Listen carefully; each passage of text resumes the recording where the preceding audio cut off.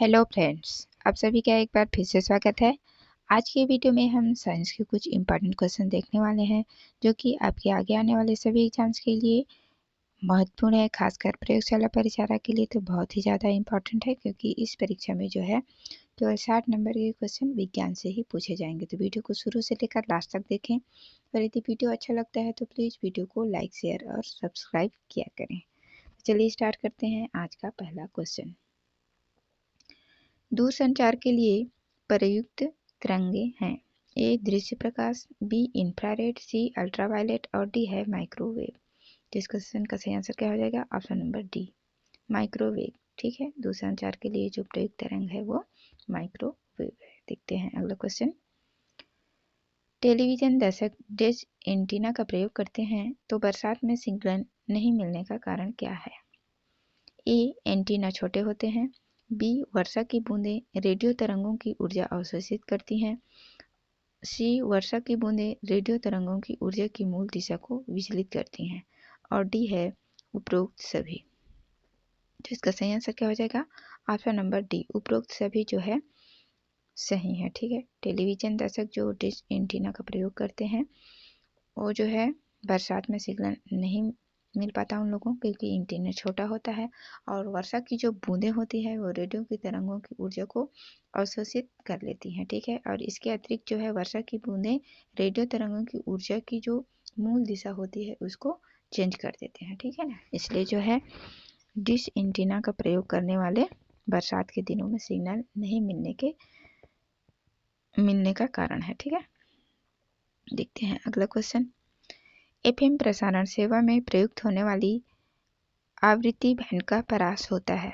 ए 109 से 143 मेगाहर्ट्ज के मध्य, बी 54 से 75 मेगाहर्ट्ज के मध्य, सी 76 से 87 मेगाहर्ट्ज के मध्य, और डी है 88 से 108 मेगाहर्ट्ज के मध्य। तो एफएम प्रसारण सेवा में जो प्रयुक्त होने वाली आवृत्ति है उसका बैंड परास कितना होता है? 88 से 108 मेगाहर्ट्ज के मध्य। ठीक है, ऑप्शन नंबर डी इसका सही आंसर होगा। देखते हैं अगला क्वेश्चन। आंतों के रोगों के उपचार के लिए निम्न किरणों में से किसका प्रयोग किया जाता है?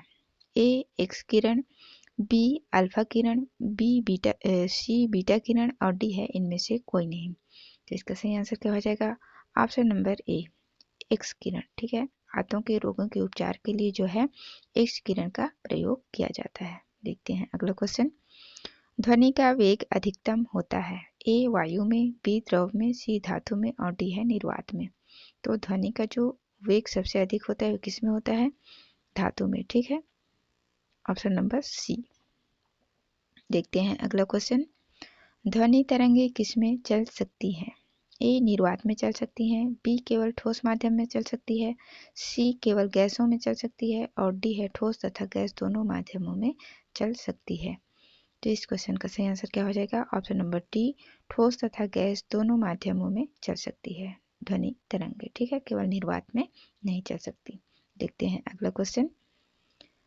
नीचे दिए गए विकल्पों में से किसमें ध्वनि आर पार नहीं जा सकती है? ए पानी, बी निर्वात, सी लोहा, और डी है वायु। तो इसका सही आंसर क्या हो जाएगा? Option number D, option number B निर्वात। ठीक है, निर्वात में जो है ध्वनि आर पार नहीं जा सकती। ठीक है, ध्वनि को मतलब गति करने के लिए किसी न किसी माध्यम की आवश्यकता होती है। ठीक है, इसलिए जो है ये निर्वात में आर पार नहीं जा सकता। देखते हैं अगला क्वेश्चन। चंद्रमा के धरातल पर दो व्यक्ति एक दूसरे की बात नहीं सुन सकते क्योंकि ए चंद्रमा पर उनके कान काम करना बंद कर देते हैं, बी चंद्रमा पर वायुमंडल नहीं है, सी चंद्रमा पर वे विशेष प्रकार के अंतरिक्ष सूट पहने रहते हैं, और डी है चंद्रमा पर ध्वनि बहुत ही धीमी गति से चलती है। तो इसका सही आंसर क्या हो जाएगा? Option number B. ठीक है, चंद्रमा पर जो है वायुमंडल नहीं है, इसलिए जो है वहाँ के धरातल पर दो व्यक्ति जब बातचीत करते हैं तो एक दूसरे की बात को नहीं सुन पाते। ठीक है, ऑप्शन नंबर बी, चंद्रमा पर वायुमंडल नहीं होने के कारण ऐसा होता है। देखते हैं अगला क्वेश्चन। पराश्रव्य अल्ट्रासोनिक वे ध्वनियाँ हैं जिनकी आवृत्ति होती है। ए 20,000 हर्ट्ज से अधिक, बी 10,000 हर्ट्ज से कम, सी 1,000 हर्ट्ज के बराबर, और डी है इनमें से कोई नहीं। तो इसका सही आंसर क्या हो जाएगा? प्रस्रव्य अल्ट्रासोनिक साउंड वे साउंड होती हैं जिसको क्या होता है हम लोग नहीं सुन सकते, ठीक है, बहुत ज़्यादा। तो इसका सही आंसर क्या हो जाएगा? ऑप्शन नंबर ए। 20,000 हर्ट्ज से अधिक जो ध्वनि होती है उसको क्या प्रस्रव्य ध्वनियाँ कहते हैं, ठीक है, ऑप्शन नंबर ए। देखते हैं अगला क्वेश्चन। मनुष्य के सभ्यता की सीमा क्या है? 20 से 20,000 हर्ट्ज, बी 80 से 100 हर्ट्ज, सी 2 लाख से 4 लाख हर्ट्ज, डी 0 से 20 हर्ट्ज। तो इसका सही आंसर क्या हो जाएगा? ऑप्शन नंबर ए। 20 से 20,000 हर्ट्ज की जो सीमा है उसको जो है मनुष्य सुन सकता है। 20,000 से अधिक होगा तो क्या होगा? कान फट जाएगा, ठीक है, उसे हम नहीं सुन सकते। देखते हैं अगला क्वेश्चन। वह कौन सा जैव पद्धति है जिसमें प्रस्रव्य ध्वनि का प्रयोग किया जाता है? ए एक्सरे, बी ईसीजी, सी सोनोग्राफी और डी है ईईजी। तो इसका सही आंसर क्या हो जाएगा? ऑप्शन नंबर सी सोनोग्राफी, ठीक है। सोनोग्राफी में जो है प्रस्रव्य ध्वनि का प्रयोग किया जाता है, ठीक है, अल्ट्रासोनिक साउंड का, ठीक। देखते हैं अगला क्वेश्चन। चमगादड़ अंधेरी रातों में उड़ सकते हैं और अपना शिकार भी कर सकते हैं, इसका क्या कारण है? ए उनकी आंखों के तारे बड़े होते हैं, बी उनकी रात्रि दृष्टि बहुत अच्छी होती है, सी प्रत्येक चिड़िया ऐसी कर सकती है और डी है वे पराध्वनि तरंगे निकालते हैं और उन्हीं के द्वारा निर्देशित होते हैं। तो इसका सही आंसर क्या हो जाएगा? ऑप्शन नंबर डी, ठीक है। चमगादड़ जो है एक प्रकार की तरंगे निकालते हैं और उन्हीं के द्वारा जो है वो क्या निर्देशित होते हैं, इसलिए जो है वो अंधेरी रातों में भी उड़ सकते हैं और अपना शिकार भी कर सकते हैं, ठीक। ऑप्शन नंबर डी इसका सही आंसर होगा। देखते हैं अगला क्वेश्चन। डेसिबल किसे मापने के लिए प्रयोग में लाया जाता है? ए खून में हीमोग्लोबिन, बी पेशाब में शक्कर, सी वातावरण में ध्वनि और डी है वायु में कण। तो इसका सही आंसर क्या हो जाएगा? डेसिबल जो है वातावरण में ध्वनि को मापने के प्रयोग में लाया जाता है, ठीक है, डेसिबल। देखते हैं अगला क्वेश्चन। मनुष्यों के लिए शोर की सह सीमा करीब कितना होता है? ए 45 डेसिबल, बी 85 डेसिबल, सी 125 डेसिबल और डी है 155 डेसिबल। तो इसका सही आंसर क्या हो जाएगा? ऑप्शन नंबर ए, ठीक है, नहीं, ऑप्शन नंबर बी 85 डेसिबल, ठीक है। मनुष्यों के लिए जो शोर की सह सीमा है वो कितना है? 85 डेसिबल। साधारण मनुष्य जब बातचीत करते हैं तो ध्वनि की जो स्तर होता है वो कितना होता है? 30 से 60 डेसिबल के बीच, ठीक है। और एक सोते हुए व्यक्ति को जगाने के लिए जो है 50 डेसिबल पर्याप्त होता है। 80 डेसिबल के शोर में लगातार रहना जो है हानिकारक सिद्ध होता है, ठीक है। और 80 से जो यदि ज़्यादा हुआ जैसे 90 वगैरह तो ये जो क्या होता है बर्दाश्त करने की समय सीमा से बाहर हो जाता है, ठीक है। तो मनुष्यों के लिए जो शोर की सह सीमा है वो करीब कितना है? 85, ठीक, 85 डेसिबल। देखते हैं अगला क्वेश्चन। विश्व संगठन के अनुसार एक नगर के लिए सुरक्षित ध्वनि प्रदूषण स्तर है? ए 45 dB, बी 50 dB, सी 55 dB और डी है 60 dB। तो इसका सही आंसर क्या हो जाएगा? ऑप्शन नंबर ए। विश्व संगठन के अनुसार जो है एक नगर के लिए ध्वनि प्रदूषण का जो स्तर रखा गया है वो कितना है? 45 dB, इससे ज़्यादा नहीं होना चाहिए। देखते हैं अगला क्वेश्चन। सभी जैव यौगिक का अनिवार्य मूल तत्व क्या है? A nitrogen, B oxygen, C carbon और डी है गंधक। तो इसका सही आंसर क्या हो जाएगा? Option number C carbon. सभी जैव यौगिक का अनिवार्य मूल तत्व जो होता है वो क्या होता है? कार्बन, क्योंकि संसार के सभी जैव पदार्थ जो है कार्बनिक यौगिक से बने होते हैं, ठीक, इसलिए इसका सही आंसर क्या हो जाएगा? Option number C carbon. देखते हैं अगला क्वेश्चन। निम्न तत्व समूहों में से कौन सा एक पृथ्वी पर जीवन की उत्पत्ति के लिए मुख्य रूप से उत्तरदायी था? ए हाइड्रोजन, ऑक्सीजन और सोडियम, बी कार्बन, हाइड्रोजन और नाइट्रोजन, सी ऑक्सीजन, कैल्शियम और फास्फोरस और डी है कार्बन, हाइड्रोजन और पोटेशियम। तो इसका सही आंसर क्या हो जाएगा? ऑप्शन नंबर बी, ठीक है, कार्बन, हाइड्रोजन और नाइट्रोजन जो है पृथ्वी पर जीवन की उत्पत्ति के लिए मुख्य रूप से उत्तरदायी थे, ठीक है। जीवन के लिए जो है 6 पदार्थ जरूरी माना जाता है, कौन कौन से? Carbon, hydrogen, nitrogen, oxygen, phosphorus और सल्फर। ठीक, इसको भी ध्यान में रखेंगे। देखते हैं अगला क्वेश्चन। हाइड्रोकार्बन के अणुभारों के बढ़ते क्रम के अनुसार निम्नलिखित में से कौन सा सही क्रम है? ए मीथेन, एथेन, प्रोपेन और ब्यूटेन। बी में है प्रोपेन, एथेन, प्रोपेन और मीथेन। सी है प्रोपेन, ब्यूटेन, एथेन और मीथेन। डी है ब्यूटेन, प्रोपेन, एथेन और मीथेन। तो जो बढ़ते क्रम में है वो कौन सा है? ऑप्शन नंबर ए मीथेन, एथेन, प्रोपेन और ब्यूटेन। ठीक है, मीथेन, मीथेन का क्या होता है? CH4। ठीक है, इसके बाद एथेन, एथेन क्या होता है? C2H6। ठीक, ये किसका है? एथेन का। इसके बाद प्रोपेन, प्रोपेन क्या होता है? C3H8। ठीक, और इसके बाद ब्यूटेन, ब्यूटेन का क्या होता है? C4, जगह नहीं है, C4 आप लोग समझ लेंगे, H10। ठीक, तो इस प्रकार से ये बढ़ते हुए क्रम में जमेगा। ठीक है, तो इसका सही आंसर क्या हो जाएगा? सबसे पहले मीथेन CH4, फिर एथेन C2H6, प्रोपेन C3H8 और लास्ट में ब्यूटेन C4H10। देखते हैं अगला क्वेश्चन।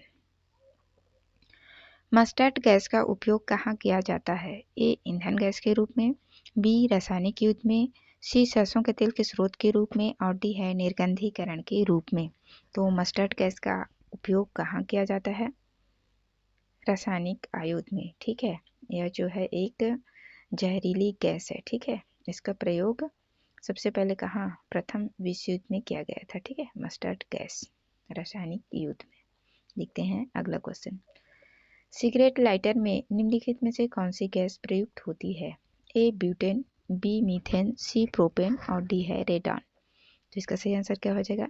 सिगरेट लाइटर में जो गैस भरी जाती है वो कौन सी है? ब्यूटेन। ठीक है, ब्यूटेन एक ज्वलनशील हाइड्रोकार्बन है। ठीक, ऑप्शन नंबर ए ब्यूटेन का प्रयोग किया जाता है सिगरेट लाइटर में। देखते हैं अगला क्वेश्चन। भोपाल गैस त्रासदी निम्नलिखित में से किसके रिसाव के कारण हुई? A carbon monoxide, B sulphur dioxide, C methyl isocyanide और डी है नाइट्रस ऑक्साइड। तो भोपाल गैस त्रासदी किस गैस के रिसाव के कारण हुआ था? Methyl isocyanide. ठीक है, ऑप्शन नंबर सी। और ये कब हुआ था? 1885 कि 1985 में है, आप कंफर्म करके बताएंगे मेरे को। ठीक है, भोपाल गैस त्रासदी में जो गैस रिसाव हुआ था वो मिथाइल आइसोसाइनेट था। ठीक है, ऑप्शन नंबर सी। देखते हैं अगला क्वेश्चन। छपाई में प्रयोग की जाने वाली स्याही निम्नलिखित में से किसके अपघटन से प्राप्त होती है? A acetylene, B methane, C carbon tetrachloride और डी है बेंजीन। तो इसका सही आंसर क्या हो जाएगा? Option number B. ठीक है, छपाई में प्रयोग की जाने वाली स्याही जो है मीथेन के अपघटन से प्राप्त होती है। ठीक है, मीथेन एक रंगहीन गंधहीन गैस है। यह कार्बनिक पदार्थ के विघटन से तथा कोयले से निकलने वाली गैसों में भी क्या पाया जाता है। ठीक है, यह जो है छपाई वाली स्याही के अतिरिक्त जो है मोटर टायर बनाने में, पेंट बनाने में, कार्बन की छड़ें बनाने में इसका प्रयोग किया जाता है। ठीक, देखते हैं अगला क्वेश्चन। मीथेन गैस उत्पादन करने वाला क्षेत्र है? ए गेहूं का खेत, बी धान का खेत, सी कपास का खेत और डी है मूंगफली का खेत। तो इसका सही आंसर क्या हो जाएगा? ऑप्शन नंबर बी धान का खेत। ठीक है, धान का खेत हो गया, कोयले का खदान हो गया और जो घरेलू पशु हो गए, ये क्या है? वातावरण में मीथेन उत्सर्जन के मानवीय स्रोत हैं। ठीक है, और प्राकृतिक स्रोत कौन कौन से हैं मीथेन उत्सर्जन के? आर्द्र भूमि जैसे कि समुद्र। ठीक, तो इसका सही आंसर क्या हो जाएगा? मीथेन गैस उत्पादन करने वाला क्षेत्र धान का खेत है। देखते हैं अगला क्वेश्चन। सूची 1 को सूची 2 से मिलाइए। ठीक, बायोगैस, इलेक्ट्रोकार्डियोग्राफी, डीडीटी और निकोटीन। और सूची 2 में दिया है कीटनाशी, गोबर, तंबाकू और हृदय विकार। दोनों को अच्छे से देखिए और एक दूसरे को मिलाइए। बायोगैस, बायोगैस किससे बनता है? ये गोबर से, ठीक है, गोबर से मिलेगा। इलेक्ट्रोकार्डियोग्राफी, ये हृदय विकार, ठीक है, इससे सुमेलित होगा। और डीडीटी एक प्रकार का क्या कीटनाशी होता है। निकोटीन सभी जानते हैं, तंबाकू बोलते हैं, ठीक है, तो ये इस तरह से सुमेलित होगा। ठीक, देखते हैं अगला क्वेश्चन।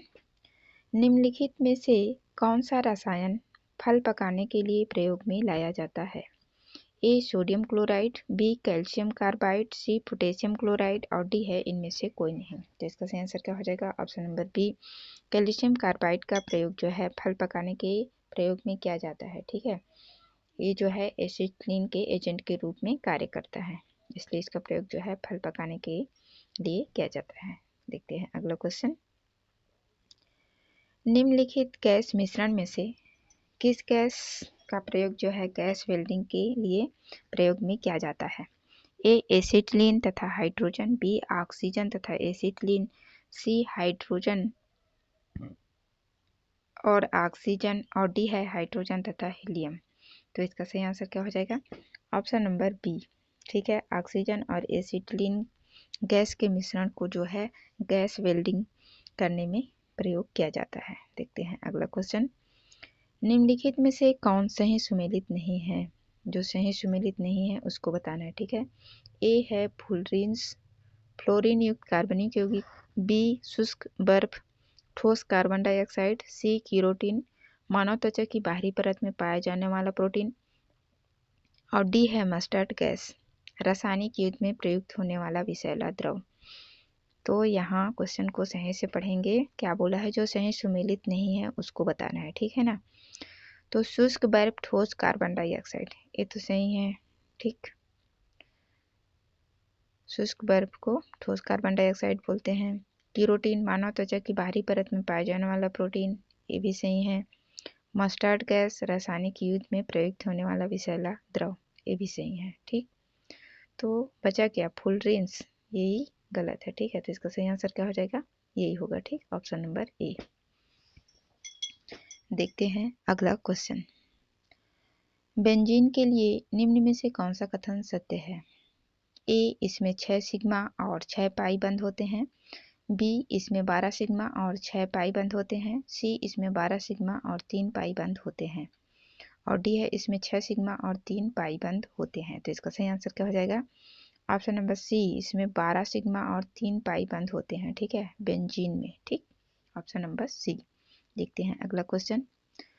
उन शराब त्रासदियों में जिनके परिणाम स्वरूप अंधता व मृत्यु आदि होती है, किस हानिकारक पदार्थ के कारण होता है? Ethyl alcohol, amyl alcohol, benzyl alcohol और डी है मेथिल एल्कोहल। तो इसका सही आंसर क्या हो जाएगा? Option number D, methyl alcohol. ठीक है, एक रंगहीन द्रव है, ठीक है, जो क्या होता है पानी में अच्छे से घुल जाता है। ठीक है, इसी के प्रयोग से जो है इसके अत्यधिक सेवन से इसको क्या किया जाता है? शराब में मिला दिया जाता है और इसको यदि व्यक्ति ज़रूरत से ज़्यादा अगर पी ले तो अंधापन और यहाँ तक कि मृत्यु भी हो जाती है। ठीक, तो इसका सही आंसर क्या हो जाएगा? Option number D. देखते हैं अगला क्वेश्चन। सीरा मोलासिस किसके उत्पादन के लिए अति उत्तम कच्चा माल है?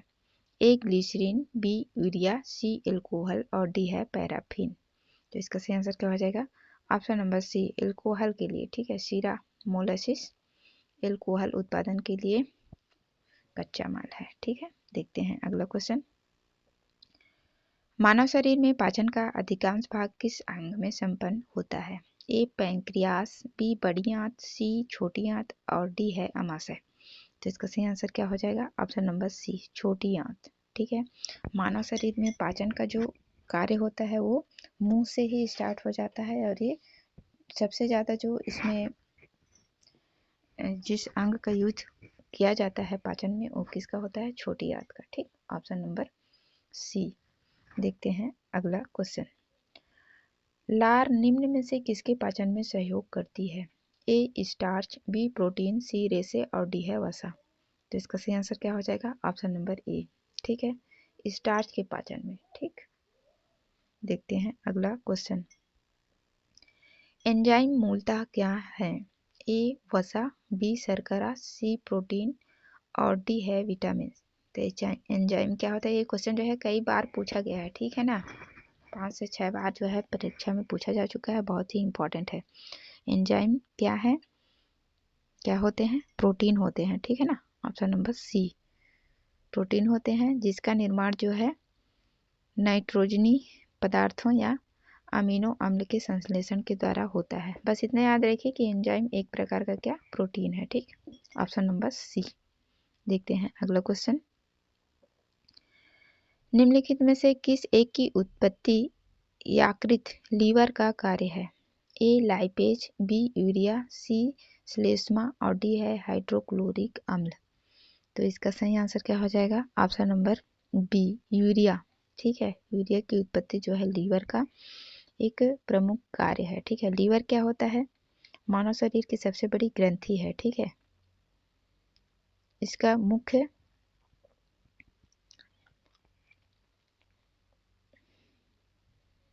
क्रियाओं में से जो है एक पित्त उत्पादन, रक्त प्लाज्मा के कुछ प्रोटीनों का उत्पादन, रक्त में अमीनो अम्ल का नियमन तथा विषाक्त अमोनिया के यूरिया में चेंज करना, ठीक है।